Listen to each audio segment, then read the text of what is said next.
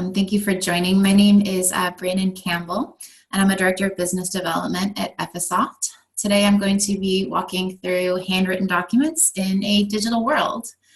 Now, typically when I host a webinar, I usually like to focus on new or emergent technology in data management or the digital transformation space in general. So this is a little bit of a change for me.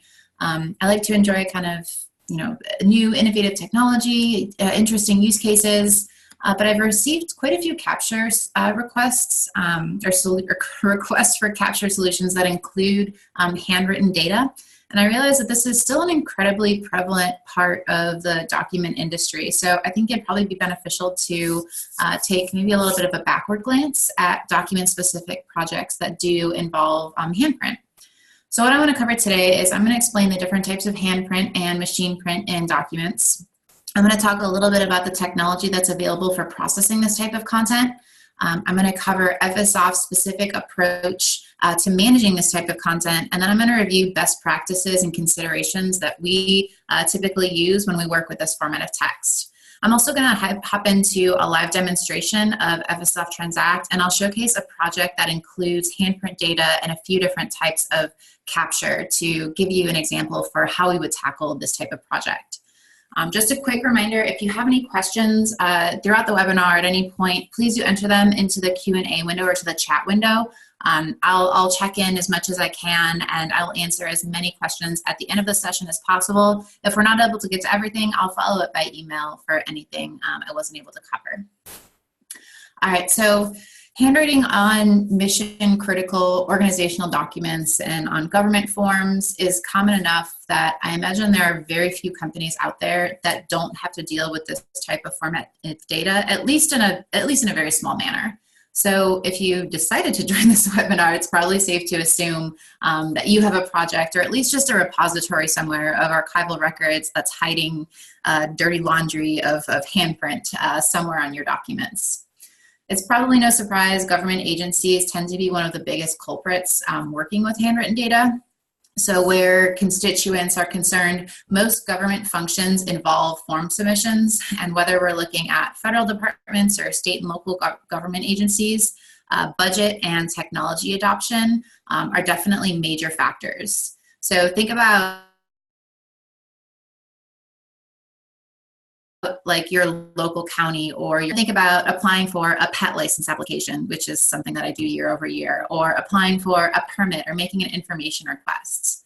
Most of these like constituent-driven activities start with a paper form and are submitted by person or in mail. And according to organizations like NARA, these requirements mean that these documents have to be saved either in perpetuity or for an extended period of time based on particular records management requirements. So that means that the metadata on these forms, whether it's handprint or otherwise, is really important, and it often ends up on end users to have to manually key in data. But enterprise organizations in the commercial space in general are not immune to the informational black hole that is handprint either. So think about insurance companies, for example, that accept claim forms from policyholders that are submitted with handwriting. Or think about the healthcare space, and every time you've been to like your primary care physician and you've been sitting in the waiting room with all of the other sick and miserable coughing people around you, having to fill out the updated insurance and contact information form for the 18th time. So it's everywhere, it slows down processes, and it nearly always requires manual data entry. It's basically just the bane of any information or data manager's existence. So I want to cover a couple of different key types of terminology and make sure that we're all on the same page in terms of what our expectations are when working with handprint before I dive into a demo. So to start, there's a few different types of image conversion tools that take combinations of pixel or mark patterns and turn them into machine-readable text. And all of these are used as a component of image-to-text conversion in Ephesoft Transact, and I'll call out specifically what tools we use. So first, probably most widely recognized, you'll have optical character recognition, or OCR. And that, as I'm sure most of you know, is going to convert the images of typed text to the machine-readable text format And Ephesoft supports both Windows and Linux environments. And so we do use a couple of different OCR engines depending on the project requirements, depending on what type of environment we're installing in. So we're either going to embed engines like Nuance's OmniPage, RecoStar, or Tesseract for OCR. After that, there is optical mark recognition, or OMR. And this is going to capture data from elements such as like checkboxes or multiple choice bubbles. And while this isn't necessarily the most exciting or sexy technology out there, it's a pretty big component of form data extraction, and you typically see most of the handwritten content that you're working with on forms. So it's going to be a big part of most projects. And then lastly, we use intelligent character recognition, or ICR, as well. And this is going to convert the hand-printed text to editable and or searchable file formats. Now, traditional ICR engines are going to range in accuracy, are going to range in throughput from a server perspective. There's very wide ranges of efficacy of intelligent character recognition. And Ephesoft is going to embed the OmniPage engine and RecoStar for ICR or handprint recognition in our product Transact. Now, just a unique and interesting side note, today in this industry, we're seeing more and more instances of machine learning and crowdsourced AI playing a role in handwriting recognition. I think it's pretty exciting to see how this technology develops as we combine kind of a older or archival format of data and handprints into this digital world. So it's interesting to see where we go with this. Now, there's a wide range of documents in a variety of formats where we might find manually entered information, and I want to cover what we would target for a capture project. So we have structured forms that are going to have constrained text. We're going to have unconstrained handwritten documents like application forms. And then we're also going to have unstructured documents with free text such as notes or annotated contracts. So in this first example here, I have a templated form with constrained fields. This is going to be the ideal document type for extracting handprint. You can see each letter should be constrained into its own individual box. You're going to have the neatest handwriting here. Now, here we have a templated form, but the fields aren't necessarily constrained per individual letter. So this sets up any project that you would be entering into with a greater amount of user input required and validation required, as the lack of individual alphanumeric boxes in the field typically leads to poor or tightly printed handwriting.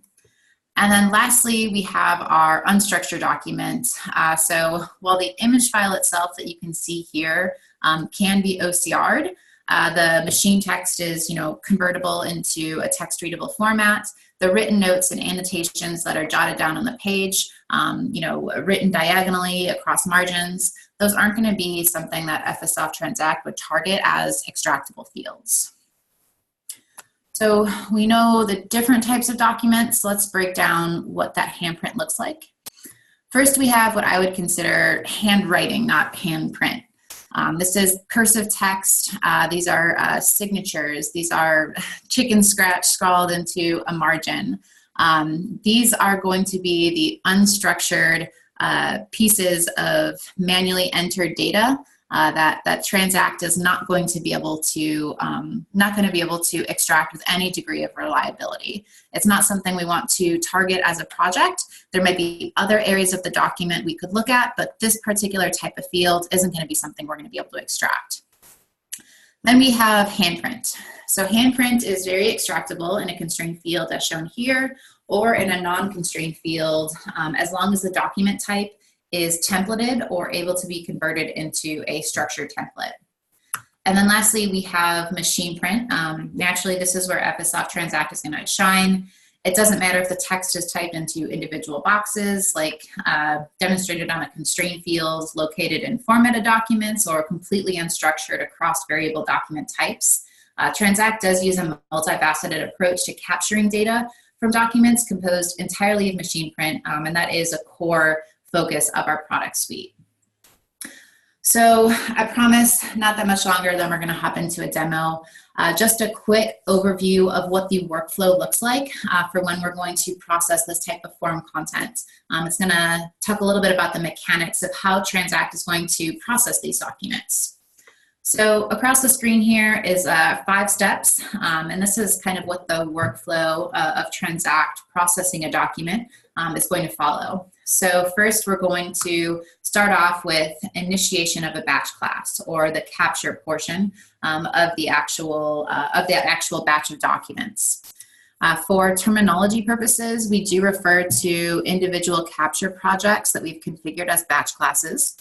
And when I talk about initiation, what I'm talking about is Ephesoft Transact monitoring a specific location on a network, monitoring a server, monitoring a third-party application, or receiving a web services call in order to kickstart a project for a set of documents to run through what we've configured. And so if we're looking at handprint, more than likely we're looking at individually scanned documents, or we're looking at archival uploads, or we're looking at batch scanning from a high volume scanner like a multifunction device. And in either one of these cases, we can start up a project by just monitoring those sources and running through the workflow once documents are available. Then we move into the OCR, ICR, or OMR phase, an image processing phase of the workflow, where we're going to take all of the text, and whether it's handprint, whether it's machine print, or marks and barcodes, we're going to use our embedded technology to convert those image files and make them available as machine readable text per our project definition. Now at that point, we move into document classification and data extraction. Now, Transact is pretty unique in the marketplace because we're relying on multidimensional analysis of the content in order to identify what type of document we're working with, or what type of form we're working with. We very rarely rely exclusively on things like templates. However, when we are working with handprint, because we need to have structured forms, we can utilize template analysis in order to identify what type of document we're working with. So there's a few different capture tools that we utilize as a part of this document workflow to analyze the text and determine what we're working with in terms of a document and what is or isn't important for purposes of extraction and field export. So in the case of a handprint form, we'd probably do full content analysis of the document to identify what type of form we're working with.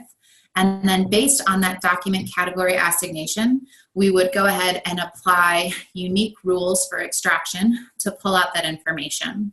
So when I hop into the demonstration, I'll show you exactly what that looks like.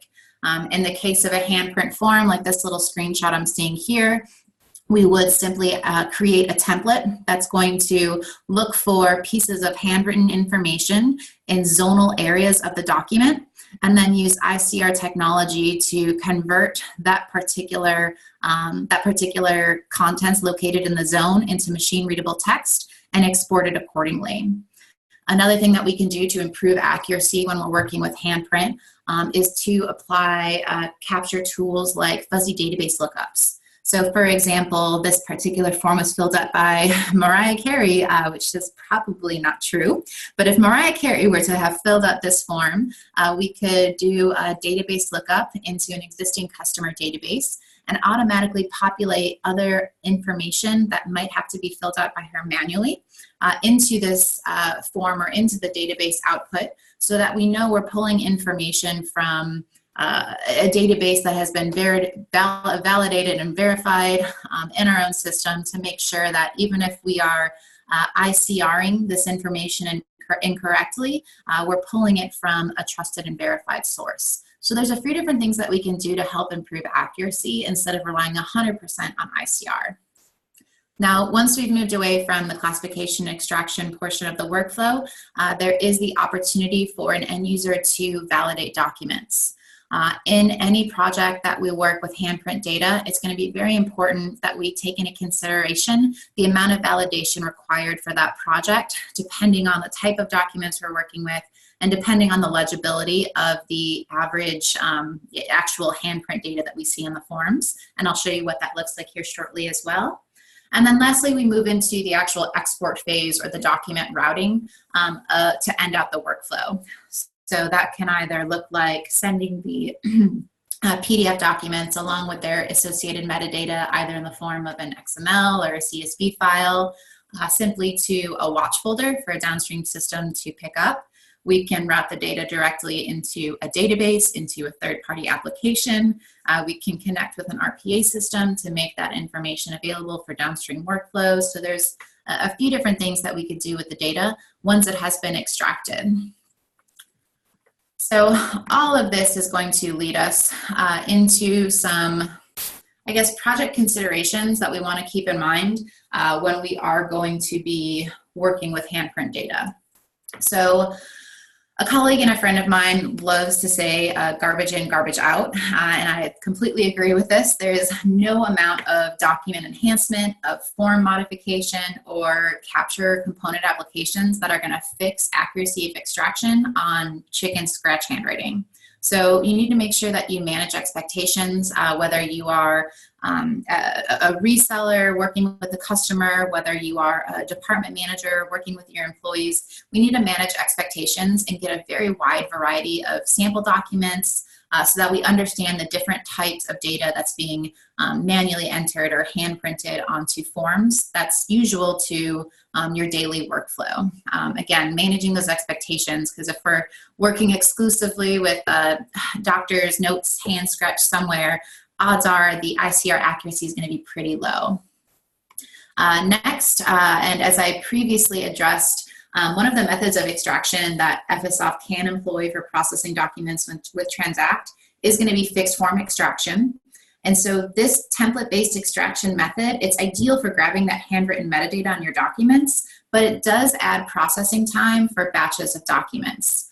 So as such, we typically see about a 30% reduction on lab tested throughput of your per page or page per minute rate for the configuration of your Transact server. So we definitely recommend sizing or scoping your implementation according to this variable. And so if you have any questions about what that would look like, please reach out to your local sales rep or contact us via email at info@ephesoft.com if you need help with scoping a Transact system, or if you want to know what it might look like to implement a fixed form project on your existing server to see if we need to add additional server cores. Next, we are always going to recommend extracting metadata from machine print. Or relying on database lookups for additional support when working with forms that may have handprint. But if this isn't an option and end users or constituents or customers or employees are going to be able to need to submit these documents with handwriting, then we highly recommend focusing on form design. We have a couple of customers where we've had a great amount of success with form design to help improve accuracy of extraction.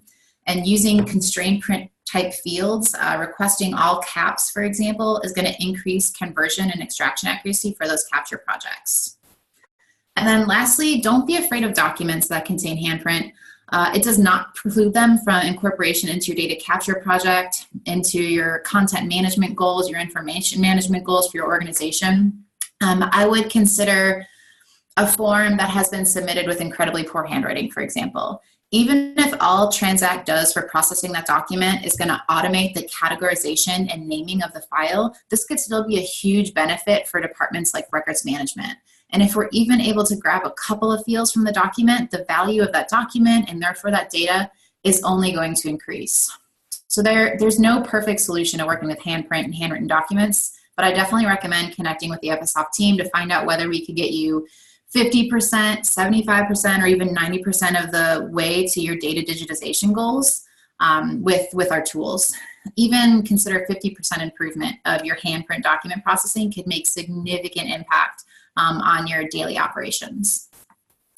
All right, so I promise that is the end of the slideshow. I want to hop into a demo.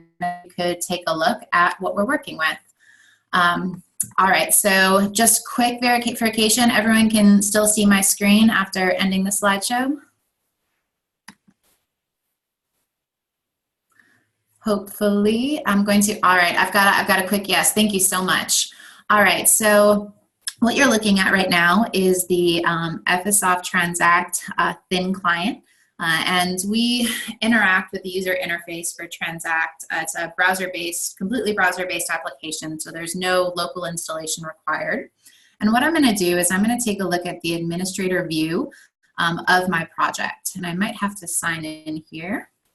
Oh, no, looks like I didn't time out yet. All right, so when I opened up the batch class management user interface, what I'm seeing here is, oops, and let me open this up here. What I'm seeing here is a list of projects that I have accessible to me or available to me, specific to my particular access roles. So in this case, I only have one project listed in my batch class management because as an end user with a single role, I'm only interacting with one particular project. And in this case, what we're going to be working with are fixed form documents that are for the Department of Agriculture. So if I open up a PDF viewer really quickly, I'm going to be walking through the State of Hawaii Department of Agriculture declaration forms. So we have an opportunity where information can be entered with machine print or can be entered with handprint here. And it looks like we've got some fake dummy data on these documents to work with. We have some marks that might need to be filled out. So there's a lot of different variables that might come into play when we're working with these types of documents. So what we've done is built out a project, and I'm going to open up this project here where we've trained a single form type because we don't necessarily have a ton of different forms of this DOA declaration form. It's one single document type, and if I expand my document type of a DOA form here, I can see a list of index fields that have been created for this particular document type. So these index fields that we create are going to be contingent on the document type that we're working with. So we're going to extract fields like a person's name, an address, the zip code. We're going to go ahead and utilize OMR in order to identify whether they filled out the fill marks for gender, for male or female. We're going to go ahead and do some signature detection to determine whether or not the document has actually been signed or if it's missing a signature at all. And so we've got a few different fields that have been trained. And what I'll do is I'm actually going to move over into the batch instance manager, which just shows me a list of all of the documents that are being processed and where they stand in the batch. And I can see here that I have already started a batch of documents, which means just a bunch of documents that I kicked up on the workflow to show you what that process looks like. So we've got a batch of a handful of documents, and this is the workflow that they walk through. It's a little more expanded workflow than what I walked through in the PowerPoint presentation.